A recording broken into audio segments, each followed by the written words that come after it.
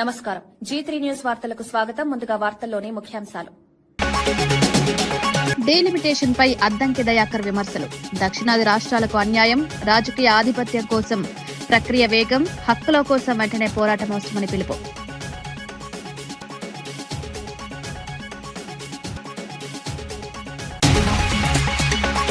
జువ్వల దిన్నె పర్యటనపై కాకాని స్పందన. మత్స్యకారుల భారీ హాజరుతో కార్యక్రమం విజయవంతం. ఎల్లో మీడియా తప్పుడు ప్రచారం చేస్తోందని విమర్శ. జగన్ మత్స్యకారులకు భరోసానిచ్చారని వ్యాఖ్య.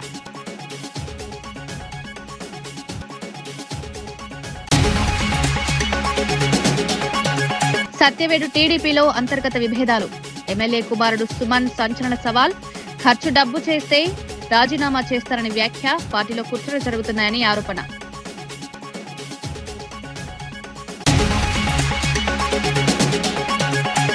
మహిళా బిల్లుపై ఎంపీ కిరణ్ రెడ్డి కీలక ప్రశ్నలు. 2026 వరకు ఆలస్యం ఎందుకని నిలదీత. మహిళల సాధికారతపై నిజమైన ఆసక్తి, రాజకీయ లాభాల కోసం బిల్లు వాయిదా అంటూ విమర్శ.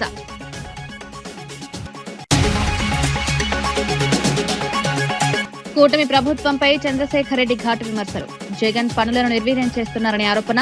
హార్బర్ భూమి ప్రైవేటుకి ఇవ్వడం అన్యాయం, రాష్ట్రంలో అవినీతి పెరిగిందని తీవ్ర వ్యాఖ్యలు.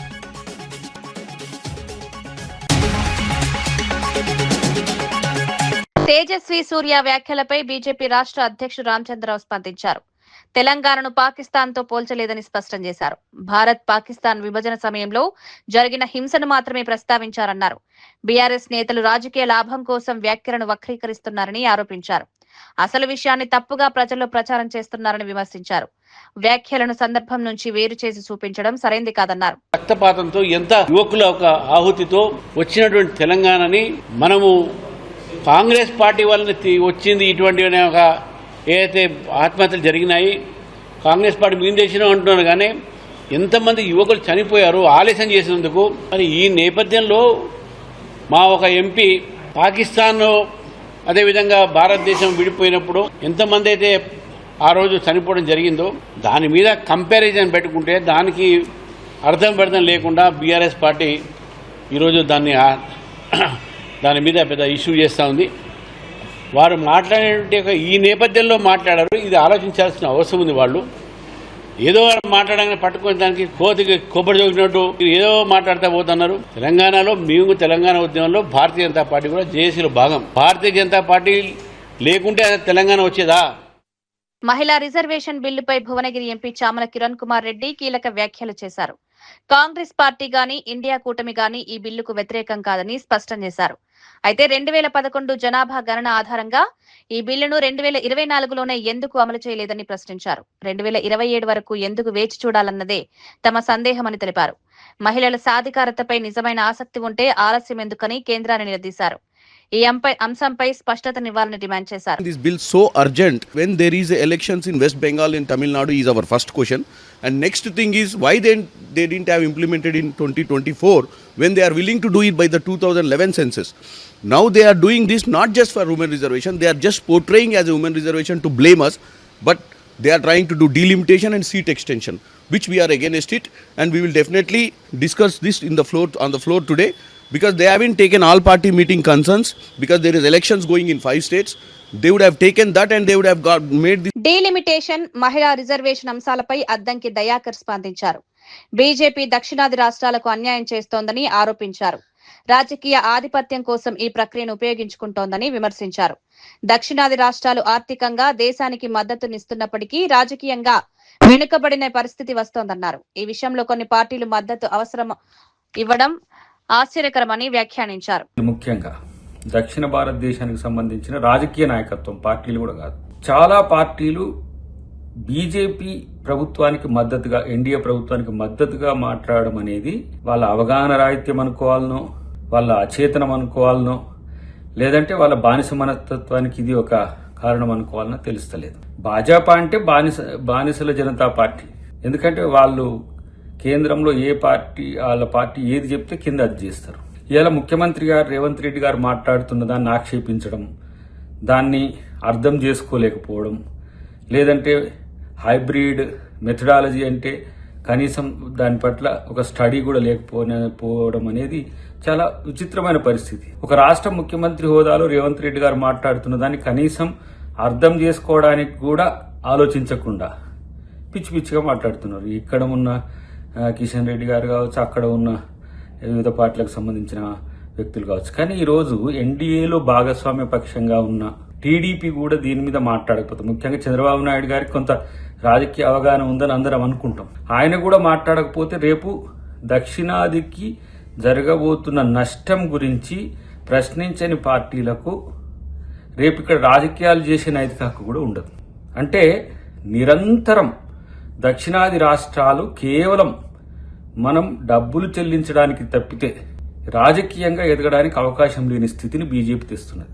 ఇలా పొత్తులో ఉన్నది కాబట్టి అని మాట్లాడకపోయినా ఇక్కడ ఉన్న బీజేపీ అదే, బీఆర్ఎస్ అదే మాట్లాడుతున్నది. బీజేపీ మాట్లాడిందే బీఆర్ఎస్ మాట్లాడుతున్నది. అక్కడ టీడీపీ మాట్లాడిందే జగన్ మాట్లాడుతున్నాడు. అక్కడ స్టాలిన్ ఒక్కడే మాట్లాడుతున్నాడు. మిగతా పార్టీలన్నీ కూడా ఆలోచిస్తాయి. కాంగ్రెస్ పార్టీ స్టాండ్ కు భిన్నంగా అనిపిస్తున్నప్పటికీ కూడా రేవంత్ రెడ్డి గారు అంటున్నది అది ఒక ప్రాంతం యొక్క అస్తిత్వ సమస్య. అసలు దక్షిణాదికి నాయకుడే లేకపోవడం అనేది ఒక విచిత్రం. రేపటి రోజున ఈ వీరు తీసుకుంటున్న నిర్ణయం, అంటే ఎన్డీఏ ప్రభుత్వం ఇప్పుడు తీసుకుంటున్న నిర్ణయం రేపు దక్షిణాదికి శరాఘాతంగా మారబోతున్నది. ఈ రోజు ఒకవేళ త్వరితగతిన వాళ్ళు బిల్ పాస్ చేయించడం అనేది మూజువాని ఓటుతోనూ వాళ్ళు ఇష్టం వచ్చినట్టుగా చేసిండ్రు అనుకోండి, రేపు చర్చ లేకుండా ఈ రోజు నిర్ణయాలు తీసుకుంటే రేపు జరిగే పరిణామాలకు ఎవరికి బాధ్యత వహించాలి? కాబట్టి ఇది జువ్వల దిన్నె ఫిషింగ్ హార్బర్ సందర్శన కార్యక్రమంపై కాకాని గోవర్ధన్ రెడ్డి స్పందించారు.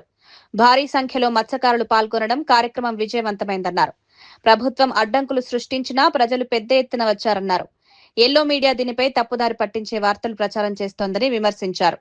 జగన్ మత్స్యకారులకు భరోసా ఇచ్చారని పేర్కొన్నారు. మత్స్యకార సమస్యల పట్ల ఈ జిల్లాలో ఉండేటువంటి పరిస్థితులు తెలుసుకుని మత్స్యకారులకు భరోసా ఇవ్వాలనేటువంటి లక్ష్యంతో జువ్వల దిన్నె ఫిషింగ్ హార్బర్ని సందర్శించి మత్స్యకారులతో ముఖాముఖి కార్యక్రమం నిర్వహించి అక్కడి నుంచి ఆయన బయలుదేరి వెళ్ళడం జరిగింది. మేము ఊహించిన దానికన్నా మత్స్యకారుల్లో కానీ మత్స్యకారేతరులో కానీ స్పందన ఉంది. జగన్మోహన్ రెడ్డి గారి కార్యక్రమం అంటే ప్రతి దగ్గర ఆయనకు సంబంధించినటువంటి అభిమానులు ఎవరైతే వాళ్ళందరూ వస్తారు. అన్ని నియోజకవర్గాలకు సంబంధించి కూడా మత్స్యకారులు ఉత్సాహం చూపించడం, మత్స్యకారులు అందరూ కూడా తరలి రావడం జరిగింది. దానికి సంబంధించి సర్వేపల్లి, కోవూరు, నెల్లూరు రూరల్, నెల్లూరు సిటీలో స్థిరపడినటువంటి మత్స్యకారులు, మత్స్యకారేతరులు కొంతమంది రావడం జరిగింది.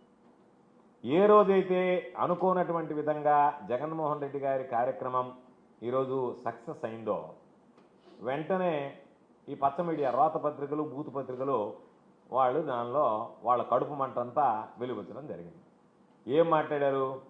మత్స్యకారులు రాలేదు, మత్స్యకారేతరులు వచ్చారు, అక్కడి నుంచి వచ్చారు, ఇక్కడి నుంచి వచ్చారు అంటే ఆడలేక మధ్యలో ఓడన్నట్టుగా మీరు జనం రారు అనుకున్నారు కాబట్టి, జనం వచ్చారు కాబట్టి, ఆ ప్రోగ్రాం సక్సెస్ అయింది కాబట్టి, ప్రతి ఒక్కరూ అద్భుతంగా ప్రోగ్రాం జరిగిందని అన్నారు కాబట్టి దీన్ని ఏ విధంగా వక్రీకరించాలనేటువంటి దానికి ఈరోజు రకరకాలైనటువంటి మత్స్యకారేతరులు వచ్చారు, మత్స్యకారులు రాలేదు, మత్స్యకారులు ముఖం చాటేశారని రకరకాలైనటువంటి మాటలు మాట్లాడేటువంటి రకాలైనటువంటి మీరు పరిమితులు విధించినా, అన్ని రకాలైనటువంటి ఏదో ఒక విధంగా దీన్ని అడ్డుకోవాలనేటువంటి అనేక రకాలైనటువంటి అవరోధాలు సృష్టించినా జనం తరలి వచ్చారు. మీరు ఇటీవల పెట్టినటువంటి సమావేశాలు చూస్తే 1000 మందితో సమావేశం పెడితే ఆ 1000 మందిలో 300 మందిని కూడా మీరు నిలుపుకోలేకపోయారు అని అంటే, నడిచి వెళ్ళిపోయారు, లేచి వెళ్ళిపోయారు, ఖాళీ కుర్చీలు దర్శనం ఇచ్చాయనంటే మీ సభలో సమావేశాలు ఏ విధంగా నడుస్తున్నాయి?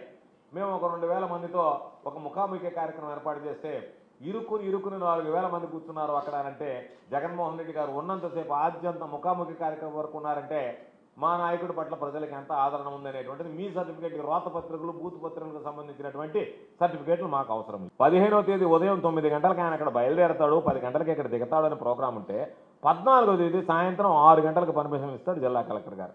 దీన్ని ఏమనాలి? అంటే మీరు ఎన్ని రకాలైనటువంటి అవాంతరాలు సృష్టించారు అని చెప్పి మీరు అంటున్నారు. కాబట్టి ఈరోజు కావలే కాదు, అన్ని ప్రాంతాల నుంచి వస్తారు జగన్మోహన్ రెడ్డి గారికి. జగన్మోహన్ రెడ్డి గారికి ఉన్నటువంటి క్రేజ్ అటువంటిది. నిన్న లోకేష్ వచ్చాడంటే నెల్లూరుకి, పొద్దున పత్రికలు చూసిందాక నాకు వచ్చిపోయిన సంగతి కూడా. మీకున్నటువంటి క్రేజ్ అది. మిమ్మల్ని చూడడానికి ఎవరు వస్తారు?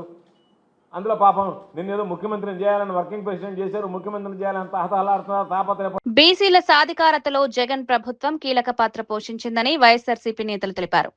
బీసీల కోసం ప్రత్యేక విధానాలు తీసుకువచ్చి వారి అభివృద్ధికి కృషి చేశారన్నారు.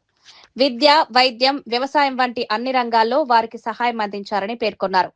సంక్షేమ పథకాలు నిజంగా అమలైన కాలం జగన్ హయాంలోని అన్నారు. ప్రస్తుతం ఆ సంక్షేమం కనిపించడం లేదని విమర్శించారు.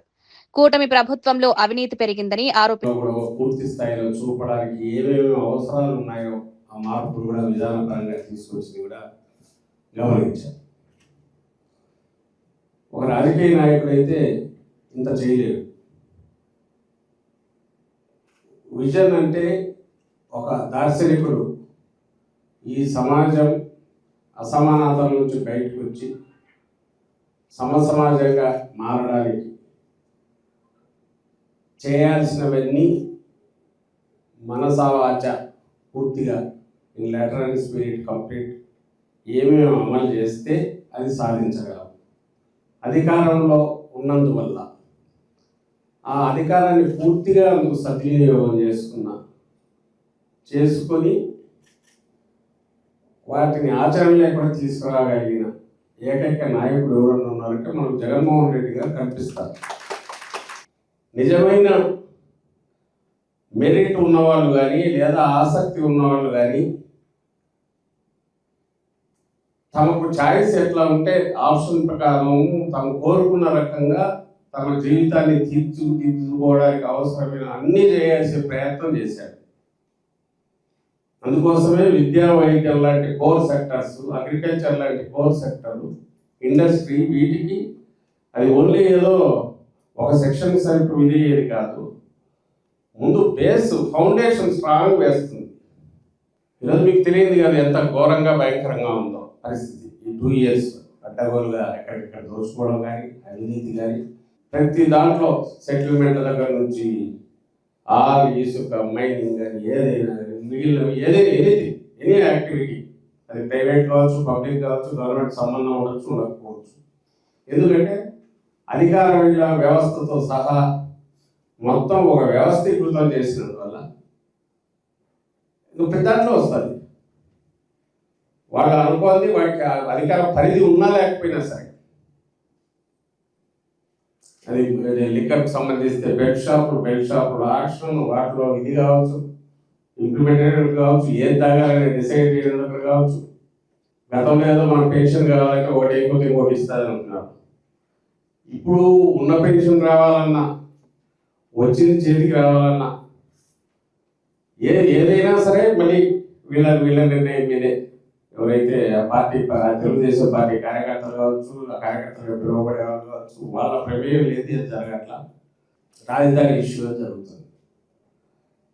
ఆయన అవినీతి కోసం అసలు రాష్ట్రం మోయలేనంత భారం తెచ్చేసి చంద్రబాబు నాయుడు గారు, మోయలేనంత కాదు అసలు ఊపిరి ఆడినివ్వదు. దాని మీద ఒక భ్రాంతి క్రియేట్ చేసి ఈ రాజధాని సరే సర్వం ఇదైపోతుంది, దాన్ని వ్యతిరేకించే వాళ్ళు అందరూ ఏదో దేశద్రోహులు అన్నట్టు ఒక ఇమేజ్ క్రియేట్ చేసినలాగా ప్రయత్నం చేసి ఇప్పటికీ ఫస్ట్ టైం దాన్ని బ్రేక్ చేయగలిగాం. ఇప్పుడు కొంత రిజిస్టర్ అవుతుంది. జగన్మోహన్ రెడ్డి గారు ఎప్పుడైతే అది ఆచరణ సాధ్యం కాని దగ్గర ఎట్లా పెడతావు, ప్లస్ అప్పుల భారం ఎట్లా వస్తారు, ఇది ఇక్కడ రెడీగా ఉంది కదా నేను తీసుకొచ్చాను. ఇప్పుడు జనంలో డిస్కషన్ మొదలైంది. అది నగరము రాదు, అసలు రాజధాని అనేది రాదు, మొత్తం అది లిటరల్గా నీళ్ళు ఎత్తిపోతల పథకం, ఆ నీళ్ళ ఎత్తిపోతల పథకంలో డబ్బు ఎత్తిపోతల పథకం. సో అది నిరంతర ప్రక్రియ, నిరంతర ఎత్తిపోతల. దానికి ఆయన ఒకటి ఏర్పాటు చేసుకునే సిస్టమ్. మరి ఎన్ని దశాబ్దాలు తన కుటుంబం ఉంటుంది అనుకున్నాడో వాళ్ళందరూ అడుగుతాను కూడా తెలియదు. కానీ దానికి చేసి దాన్ని రాష్ట్రం అంతా దాన్ని నమ్మమంటున్నాడు. ఇప్పటికే 55,000 కోట్లు 59,000 కోట్లు కాంట్రాక్ట్ ఫైనలైజ్ చేసినాడు, ఇచ్చేసినాడు. కమిషన్ కూడా అయిపోయినట్టుంది. ఇందులో మొబిలైజేషన్ అడ్వాన్స్ ముందు ఇచ్చినారు. ఇప్పుడు ఖర్చు పెట్టింది మొబిలైజేషన్ అడ్వాన్స్ 6,000 కోట్లు ఇంకా చిల్లర. ఫస్ట్ మొబిలైజేషన్ అడ్వాన్స్ కాంట్రాక్ట్కి ఇచ్చారు, వీళ్ళకి రావాల్సింది వచ్చింటుంది. ఇంకా వాడు చేస్తాడు, దాని కొంత అట్లే పెరుగుతుంది, లేదా ఆగిపోతుంది. ఆయన పోయింది ఇక్కడ పెట్టిన దాంట్లో రావాల్సినవి వస్తుంటాయి. పెట్టలేకపోతే అప్పు పుట్టకపోతే పోదు, పెరగదు, అది కన్స్ట్రక్షన్ జరగదు. 52 లక్షల ఎస్ఎఫ్టీ అదేదో వాటికి ఏది మన సెక్రటరియట్ అంటాడు, ఇంకోటి ఏదో 20 లక్షల ఎస్ఎఫ్టీ అంటున్నాడు. ఆయన ఇష్టం ఇస్తున్నాడు. దాని గురించి మనకి ఎక్స్ప్లెనేషన్ ఎవరికి స్టేట్కి కూటమి ప్రభుత్వంపై ఎమ్మెల్సీ పర్వతరెడ్డి చంద్రశేఖర్ రెడ్డి తీవ్ర విమర్శలు చేశారు. జగన్ చేసిన మంచి పనులను నిర్వీర్యం చేయడమే ప్రభుత్వ లక్ష్యమని ఆరోపించారు. మత్స్యకారుల హార్బర్ భూమిని ప్రైవేట్ కంపెనీకి ఇవ్వడం అన్యాయమన్నారు. తమ ప్రభుత్వం వస్తే మత్స్యకారులకు న్యాయం చేస్తామని హామీ ఇచ్చారు. ముఖ్యమంత్రి కుటుంబ సభ్యులు కూడా అక్రమాల్లో పాలు పంచుకుంటున్నారని ఆరోపించారు. రాష్ట్రంలో అవినీతి పెరిగిపోయిందని విమర్శించారు. ప్రజలకు ఇచ్చిన హామీలను అమలు చేయడంలో ప్రభుత్వం విఫలమైందన్నారు. ఈ జువలదిన్ హార్బర్లో కూడా అక్కడ ఉన్నటువంటి ఫిషింగ్ హార్బర్కి అప్పగించినటువంటి ల్యాండ్ని ఏదైతే మత్స్యకారులకు ఉపయోగపడాల్సినటువంటి ల్యాండ్లో ఒక ప్రైవేట్ ఏజెన్సీకి సంబంధించి అక్కడ కొంత ల్యాండ్ని ఇచ్చి వాళ్ళకు ఒక కంపెనీని పెట్టుకోమని చెప్పి, అది కూడా డిఫెన్స్ అకాడమీని పెట్టుకోమని చెప్పి చెప్పడం కూడా జరిగింది. అందరికీ తెలుసు ఆ ప్రైవేట్ ఏజెన్సీ వాళ్ళు డిఫెన్స్ అకాడమీ కనుక పెట్టుకుంటే అక్కడ వాళ్ళు పెట్టేటువంటి రెస్ట్రిక్షన్స్ కానీ కండిషన్స్ కానీ ఏమాత్రం కూడా కనీసం ఆ మత్స్యకారులు కూడా అక్కడికి వెళ్ళాలంటే కూడా ఫ్రీగా వెళ్ళలేనటువంటి పరిస్థితి ఉంటుంది. అటువంటి పరిస్థితుల్లో వారి చేతుల్లో ఆ ల్యాండ్ని అంతా కూడా అప్పగించడానికి వ్యతిరేకంగా ఇవ్వండి. చాలా ల్యాండ్స్ ఉన్నాయి అక్కడి నుంచి సుమారుగా మైపాడు దాకా కూడా చాలా ల్యాండ్స్ కూడా ఉన్నాయి. రెండు పక్కల కూడా ల్యాండ్స్ ఉన్నాయి, వాటిని ఇచ్చుకోవచ్చు. కేవలం మత్స్యకారులకు ఇచ్చినటువంటి ఆ ఫిషింగ్ హార్బర్ ల్యాండ్లోనే వీళ్ళకి ఈ ప్రైవేట్ ఏజెన్సీకి ఇవ్వాల్సినటువంటి అవసరం ఏమొచ్చిందన్నది జగన్మోహన్ రెడ్డి గారి ఆలోచన. ఆ విధంగానే నిన్న వారితో మాట్లాడడం జరిగింది. వారికి తప్పకుండా రాబోయే ప్రభుత్వంలో కూడా భరోసానే ఇచ్చేలాగా మాట్లాడడం జరిగింది. అయితే ఇక్కడ రెండో పాయింట్ కూడా ఏంటంటే, ఈ మత్స్యకారుల మీద ఎంత కక్ష ఉందంటే ఎవరైనా కూడా ఆలోచిస్తారు. ప్రభుత్వం చేయాల్సినటువంటి పనిని మత్స్యకారులు చేయడం కూడా జరిగింది. ఎందుకంటే ఇతర రాష్ట్రాల్లో ఉన్నటువంటి మత్స్యకారులు మన ఏరియాలోకి వచ్చి, మన ప్రాంతంలోకి వచ్చి వారు చేపలు పట్టుకుంటున్నటువంటి పరిస్థితుల్లో అనేక సందర్భాల్లో వాళ్ళు మొరపెట్టుకొని పోలీసులను కానీ అందరినీ కూడా ఆశ్రయించడం జరిగింది. చివరికి విసిగి వేసారి వాళ్ళే ప్రాణాలకు తెగించి ఆ ఇతర రాష్ట్రాల్లో ఉన్నటువంటి బోట్ని పట్టుకొని వచ్చి వాటన్నిటిని కూడా అక్కడ కట్టేయడం కానీ వాటికి సంబంధించి ఎఫ్ఐఆర్ కూడా చేయించడం కూడా జరిగింది. ఇక్కడ మీరు ఆలోచించాలా, ఈ పనిని ఎవరు చేయాలా? ప్రభుత్వాలు చేయాలా? పోలీసులు చేయాలా? అటువంటి పనిని మత్స్యకారులు ప్రాణాలకు తెగించి సముద్రంలో వేటలో ఉన్నటువంటి వారందరినీ కూడా పట్టుకొని వచ్చి వారందరినీ బంధించి అక్కడ చేసిన తర్వాత ప్రభుత్వం చేయాల్సిన పనిని కనీసం వాళ్ళు చేసిన తర్వాత అప్రిషియేట్ చేసి వాళ్ళకి న్యాయం జరిగేదానికి ఆలోచించుకోకుండా ఒక దొంగ చేసే పనిని ప్రభుత్వం చేసినట్టయింది. ఈరోజు సాక్షాత్తు ముఖ్యమంత్రి కొడుకే అక్కడికి ఆ ప్రాంతానికి సంబంధించి డిఫెన్స్ అకాడమీకి సంబంధించి ఓపెనింగ్కి వచ్చిన తర్వాత, శంకుస్థాపనకు వచ్చిన తర్వాత ఆయన పర్యవేక్షణలో ఆయన వచ్చిన రెండో రోజు తర్వాత అక్కడ ఉన్నటువంటి స్థానికంగా ఎంపీలు కానీ ఎమ్మెల్యే కానీ ఎమ్మెల్సీలు కానీ వీళ్ళందరూ కూడా కలిసి మూకుమ్మడిగా అక్కడ ఈ మత్స్యకారులు ఏదైతే పట్టుకొని వారు బతుకు తెరువు కోసం అడ్డుపడుతున్నటువంటి ఇతర రాష్ట్ర మత్స్యకారులకు సంబంధించినటువంటి బోట్లని వీరు స్వయంగా వదిలిపెట్టినారంటే ఈ ప్రభుత్వాలు ఏం చేస్తూ ఉండే? దొంగలు చేసే పనిని ప్రభుత్వాలు చేస్తూ ఉండే, ప్రభుత్వాలు చేసే పనిని సామాన్యులు చేస్తూ ఉన్నారు. ఈరోజు దీనిని గమనించినటువంటి మత్స్యకారులు అసహించుకుంటా ఉంటే నిన్నటి రోజున జగన్మోహన్ రెడ్డి గారి ప్రోగ్రాంకి వేలాదిగా జనం కూడా రావడం జరిగింది. కావలి ప్రాంతం అంతా కూడా క్లిక్కిసిపోయింది. నిన్ననే గోవర్ధన్ రెడ్డి గారు కూడా ఇందాక కూడా చెప్పడం కూడా జరిగింది. లోకేష్ గారు ఒక టీడీపీ లీడర్ పెళ్లికి వస్తే అక్కడ ఉన్నటువంటి పరిస్థితి ఏ విధంగా ఉంది? ఒక యంగ్ జనరేషన్ అని, నెక్స్ట్ ఆయనే కాబోయే ముఖ్యమంత్రి అని చెప్పుకుంటున్నటువంటి వ్యక్తి నిన్నటి రోజున ఆయన రావడం నెల్లూరు జిల్లాకి, అదే టైంలో మాజీ సీఎం జగన్మోహన్ రెడ్డి గారు రావడం కూడా జరిగింది. ఎక్కడో ఒక ఎండల్లో ఒక సీకి దగ్గరగా అక్కడ ఉన్నటువంటి విపరీతమైనటువంటి ఎండల్లో కూడా లెక్క చేయకుండా జిల్లాలో ఉన్నటువంటి మత్స్యకారులు కానీ సానుభూతి పరులు కానీ వారందరూ కూడా జగన్మోహన్ రెడ్డి గారికి వేలాదిగా వచ్చి నిన్న ఆయన పర్యటనని ఎంత విజయవంతం చేసినారన్నది ఈరోజు అర్థమవుతుంది. దీనిని బట్టి అర్థం చేసుకోవాలి, అన్ని వర్గాల్లో కూడా, ఒక వర్గం రెండు వర్గాలని కాదు, ప్రతి వర్గంలో కూడా విసిగి వేసారిపోయినటువంటి సామాన్య ప్రజలందరూ కూడా. కొత్త రాజకీయ పార్టీ ప్రారంభానికి ముందు బీఆర్ఎస్ నేత కల్వకుంట్ల కవిత ఆధ్యాత్మిక పర్యటన చేశారు. ఈ నెల 25న పార్టీని ప్రకటించనున్న నేపథ్యంలో కాశీకి వెళ్లి గంగానదిలో పుణ్యస్నానం చేశారు. అనంతరం కాలభైరవ స్వామిని దర్శించుకుని ప్రత్యేక పూజలు నిర్వహించారు. ఈ పర్యటన ఆమె రాజకీయ ప్రయాణానికి ఆధ్యాత్మిక బలమివ్వాలనే ఉద్దేశంతో జరిగినట్లు తెలుస్తోంది. కొత్త పార్టీ ద్వారా తెలంగాణ రాజకీయాల్లో కీల మార్పులు తీసుకురావాలని కవిత భావిస్తున్నట్లు సమాచారం. ఇప్పటికే ఈ నిర్ణయం రాజకీయ వర్గాల్లో చర్చనీయాంశంగా మారింది. కవిత తీసుకునే తదుపరి నిర్ణయాలు ఎలా ఉంటాయన్న దానిపై ఆసక్తి నెలకొంది.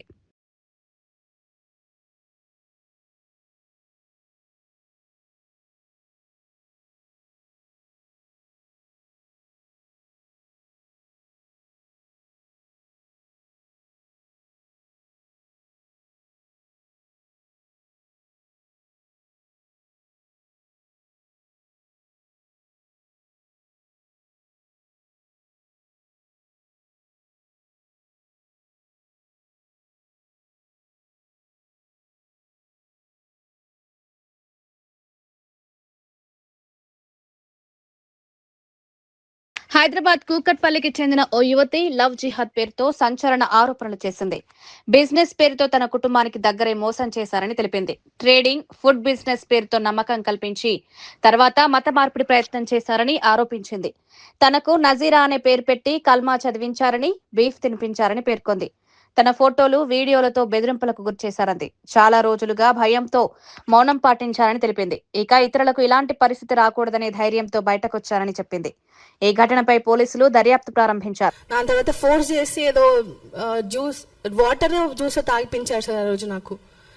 అది తాగిన తర్వాత ఫస్ట్ అక్కడ అయింది. దాని తర్వాత కుందన్బాగ్ లో ఫస్ట్ నైట్ రోజు అయింది సార్. పెళ్లి అయిన రోజే సార్. ఆ రోజు బేగంపేటలో జరిగింది. పెళ్లికి ముందు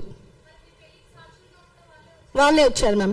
నేను అడిగాను వాళ్ళకి, ఫేస్ టు ఫేస్ వెళ్ళి నవాజ్కి అడిగితే అది నువ్వు ఇమాజిన్ చేసుకుంటున్నావు, అలా ఏం లేదని చెప్పారు.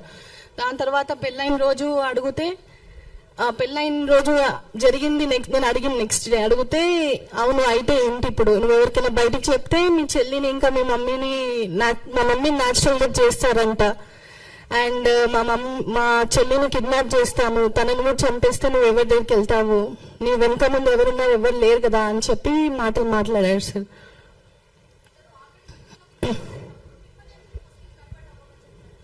అదొక ప్లాన్ నాకు తర్వాత రీసెంట్ గా మ్యామ్ వాళ్ళని కలిసి సార్ వాళ్ళని కలిసిన తర్వాత అదొక ప్లాన్ అని చెప్పి నాకు అర్థమైంది.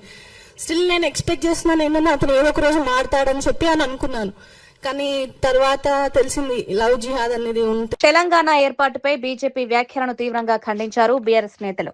తెలంగాణ ఉద్యమం దశాబ్దాల పోరాట ఫలితమని గుర్తు చేశారు. వేలాది మంది త్యాగాల ద్వారా రాష్ట్రం ఏర్పడిందని పేర్కొన్నారు. అలాంటి చారిత్రక సంఘటనను దేశ విభజనతో పోల్చడం అవమానకరమని విమర్శించారు. ఇది తెలంగాణ ప్రజల ఆత్మగౌరవాన్ని దెబ్బతీసే వ్యాఖ్య అన్నారు. బీజేపీ ఎంపీ చేసిన వ్యాఖ్యలను వెంటనే ఖండించాలని డిమాండ్ చేశారు. తెలంగాణ నుంచి ఎన్నికైన ఎంపీలు స్పందించకపోవడం సిగ్గుచేటని విమర్శించారు. బీజేపీ ఎంపీ తేజస్వి సూర్య వ్యాఖ్యలపై ఎమ్మెల్సీ దాసోజు శ్రవణ్ తీవ్రంగా స్పందించారు. తెలంగాణ ఏర్పాటును దేశ విభజనతో పోల్చడం రాజ్యాంగ విరుద్ధమన్నారు. వెంటనే ఆయనను పార్లమెంట్ నుంచి సస్పెండ్ చేయాలని డిమాండ్ చేశారు. ఈ వ్యాఖ్యలు తెలంగాణ ప్రజల ఆత్మగౌరవాన్ని దెబ్బతీశాయని పేర్కొన్నారు. భారత రాజ్యాంగంలోని ఆర్టికల్ 3 ప్రకారం రాష్ట్రం ఏర్పడిందని గుర్తు చేశారు. అలాంటి ప్రక్రియను అవమానించడం తగదన్నారు. ఆయనపై చట్టపరమైన చర్యలను తీసుకోవాలని కోరారు. సూర్య చేసే చిల్లర వ్యాఖ్యలని సపోర్ట్ చేస్తూ కూర్చోవడము చాలా అవమానం తెలంగాణకి. మరి కేటీఆర్ కూడా దీంట్లో మైలేజ్ పొందాలని చెప్పి ట్విట్టర్ టిల్లు దూక్కుంటూ ఎగురుకుంటూ వచ్చేసి మేము కూడా ఉన్నామీడ అని చెప్పి సంకలు గుర్తుకోవడం కాదు. తెలంగాణ తెచ్చింది కాంగ్రెస్ పార్టీ, తెలంగాణ కోసం పోరాడింది కాంగ్రెస్ పార్టీ నాయకులు అని చెప్పి స్పష్టంగా తెలుస్తుంది.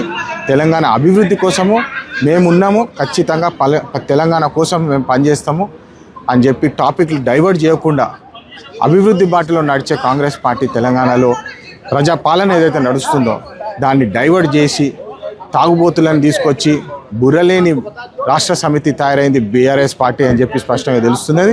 ఇట్లాంటి పనులు చేస్తే మేము ఊరుకోము, ట్విట్టర్ టిల్లు మళ్ళీ ఎగిరి కొడతామని చెప్పి మళ్ళీ తెలియజేస్తున్నాము. జై హింద్, జై తెలంగాణ. మహిళల సాధికారతలో వైఎస్ జగన్ కీలక పాత్ర పోషించారని మాజీ మేయర్ రాయనల భాగ్యలక్ష్మి తెలిపారు. దేశంలోనే తొలిసారిగా స్థానిక సంస్థల్లో మహిళలకు 50% రిజర్వేషన్ అమలు చేసి చట్టబద్ధం చేసిన నాయకుడు జగన్ అన్నారు. మహిళలు రాజకీయంగా ముందుకు రావడానికి ఆయన తీసుకున్న నిర్ణయాలు మార్గదర్శకంగా నిలిచాయని పేర్కొన్నారు. మహిళల ఆర్థిక, సామాజిక అభివృద్ధికి జగన్ ప్రభుత్వం ప్రత్యేక ప్రాధాన్యతనిచ్చిందన్నారు. ఇది కేవలం హామీలకే పరిమితం కాకుండా అమల్లో కూడా చూపించారని వివరించారు. మహిళలు అన్ని రంగాల్లో ముందంజలో ఉండాలనే ఆలోచనతో పనిచేసిన నాయకుడు జగన్ అని అభిప్రాయపడ్డారు. ప్రమాణ స్వీకారం చేశారు. ఆ ప్రమాణ స్వీకారం చేసిన స్టేజ్ మీదే మహిళా సాధికారత కానీ, మహిళా ఉద్ధరణకు కానీ, లేకపోతే మహిళలు రాజకీయంగా ఉన్నతి పదవుల్లో ఉండాలని ఆలోచించిన వ్యక్తి జగన్మోహన్ రెడ్డి గారు. ఈ మహిళా రిజర్వేషన్కి తొలి అడుగు వేసిందే వైఎస్ జగన్మోహన్ రెడ్డి గారని ఈరోజు నేను గర్వంగా తెలియజేయగలుగుతున్నాను. ఎందుకంటే 50% రిజర్వేషన్ స్థానిక సంస్థల్లోన 50% రిజర్వేషన్ భారతదేశంలోనే మొట్టమొదటిగా ప్రవేశపెట్టిన వ్యక్తి వైఎస్ జగన్మోహన్ రెడ్డి గారు. ప్రవేశపెట్టడమే కాకుండా దాన్ని అమలు పరుస్తూ, దాన్ని ఒక చట్టం చేస్తూ మహిళలకి నామినేటెడ్ పదవుల్లో కానీ అలాగే కాంట్రాక్ట్ బేసిల్లో 50% రిజర్వేషన్ కల్పిస్తూ చట్టం చేసిన వ్యక్తి కూడా జగన్మోహన్ రెడ్డి గారి. వైఎస్ జగన్మోహన్ రెడ్డి గారు ప్రమాణ స్వీకారం చేసిన తర్వాత ఒక డిప్యూటీ సీఎంగా ఒక మహిళని నియమించటం జరిగింది. గతంలో మనం చూసాం పుష్ప శ్రీవాణి గారిని. అలాగే నలుగురిని మంత్రిత్వ శాఖలోన నలుగురు మంత్రుల్ని మహిళల్ని నియమించడం మనం చూసాం. తానే 50% కార్పొరేషన్లోన ఈరోజు స్థానిక సంస్థ ఎలక్షన్లోన ఆయన 50% ఇవ్వడమే కాకుండా జడ్పీ చైర్పర్సన్లు మనకి రాష్ట్రంలోన 13 మంది జడ్పీ చైర్పర్సన్లకి 7 జడ్పీ చైర్పర్సన్ని మహిళల్ని నియమించడం జరిగింది. అంటే 54% జడ్పీ చైర్పర్సన్ని మహిళల్ని నియమించడం జరిగింది. అలాగే జడ్పీ వైస్ చైర్పర్సన్లు మనకి 26 మంది ఉంటే అందులో 15 మందిని అంటే 58% జడ్పీ వైస్ చైర్పర్సన్లు కూడా నియమించడం జరిగింది మహిళల్ని. అలాగే మున్సిపల్ కార్పొరేషన్ మేయర్లు 12 మంది ఉంటే అందులోన డిప్యూటీ మేయర్లు కూడా 36 మంది ఉంటే అందులో 18 మందిని మహిళలకే ఇవ్వటం జరిగింది. అంటే 50%. మొత్తం 36 మేయర్లు కానీ డిప్యూటీ మేయర్లు కానీ 36 ఉంటే అందులో 18 మంది అంటే 50% మహిళలకే ఇవ్వటం జరిగింది. అలాగే మనకి మున్సిపల్ కార్పొరేటర్లు 671 మంది మనకి కార్పొరేటర్లు పోటీ చేస్తే 50. సత్యవేడు టీడీపీలో అంతర్గత విభేదాలు బహిర్గతమయ్యాయి. ఎమ్మెల్యే ఆదిమూలం కుమారుడు సుమన్ సంచలన వ్యాఖ్యలు చేశారు. గత ఎన్నికల్లో తాము కష్టపడి భారీగా ఖర్చు చేసి గెలిచామని తెలిపారు. తాము ఖర్చు చేసిన డబ్బును తిరిగిస్తే ఎమ్మెల్యే పదవికి రాజీనామా చేస్తామని సవాల్ విసిరారు. ఎస్సీ నియోజకవర్గంలో అగ్రవర్ణాల ఆధిపత్యం ఎందుకని ప్రశ్నించారు. సొంత పార్టీ నేతలే కుట్రలు చేస్తున్నారని ఆరోపించారు.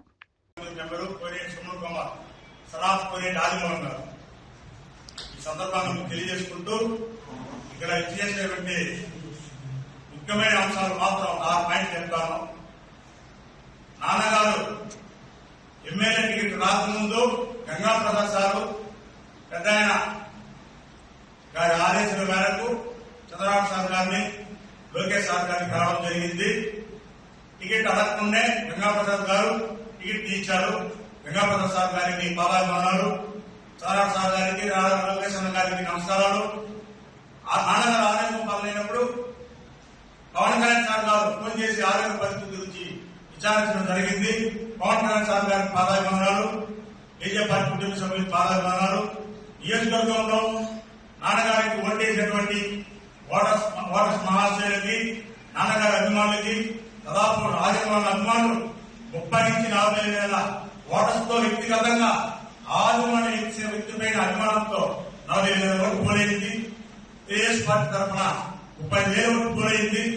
నాన్నగారు గెలిచిన తర్వాత మా కుటుంబాన్ని, మా నాన్నగారిని వెన్నుముక్క వెనకాల నుంచి కొరవడం టీఆర్ఎస్ పార్టీ వాళ్ళు కొంతమంది ఇబ్బంది పెట్టడం జరిగింది. అదేవిధంగా మా యొక్క ఆర్థిక పరంగా మేము కష్టపడి అప్పు తీర్చుకొని గంగాప్రసాద్తో మాట్లాడుకొని ఖర్చు చేసినటువంటి అమౌంట్ ఎంతని. వార్తలు ముగించే ముందు ముఖ్యాంశాలు మరోసారి. డీలిమిటేషన్ పై అద్దంకి దయాకర్ విమర్శలు. దక్షిణాది రాష్ట్రాలకు అన్యాయం, రాజకీయ ఆధిపత్యం కోసం ప్రక్రియ వేగం, హక్కుల కోసం వెంటనే పోరాటం అవసరమని పిలుపు.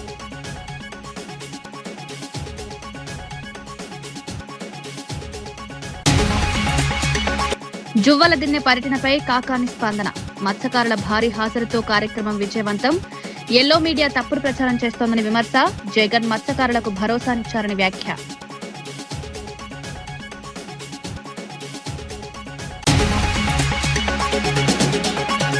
సత్యవేడు టీడీపీలో అంతర్గత విభేదాలు. ఎమ్మెల్యే కుమారుడు సుమన్ సంచలన సవాల్. ఖర్చు డబ్బు చేస్తే రాజీనామా చేస్తారని వ్యాఖ్య. పార్టీలో కుట్రలు జరుగుతున్నాయని ఆరోపణ.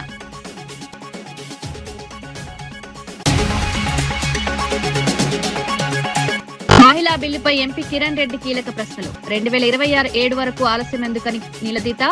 మహిళల సాధికారతపై నిజమైన ఆసక్తి రాజకీయ లాభాల కోసం బిల్లు వాయిదా అంటూ విమర్శ.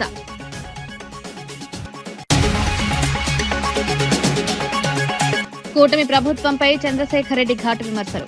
జగన్ పనులను నిర్వీర్యం చేస్తున్నారని ఆరోపణ. హార్బర్ భూమి ప్రైవేటుకి ఇవ్వడం అన్యాయం. రాష్ట్రంలో అవినీతి పెరిగిందని తీవ్ర వ్యాఖ్యలు.